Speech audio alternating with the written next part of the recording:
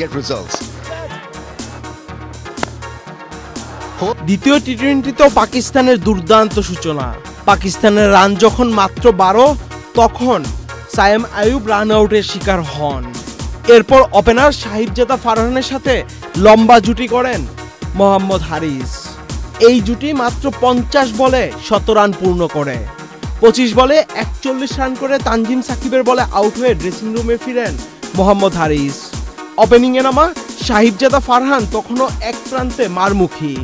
6টি ছক্কা ও 4-4-এ 41 বলে 74 রানের ঝড়ো ইনিংস খেলেন এই ব্যাটার।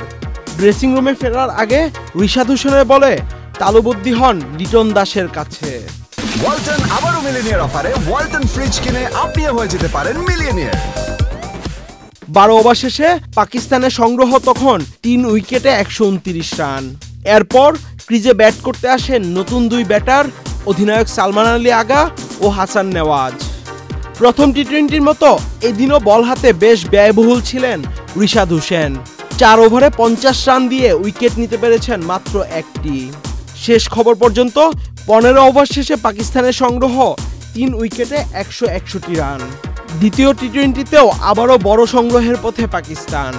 এখন দেখার বিষয় বাংলাদেশি ব্যাটাররা এই রান তাড়া করতে পারে কিনা। আহমেদ শাফি, চ্যানেল আই।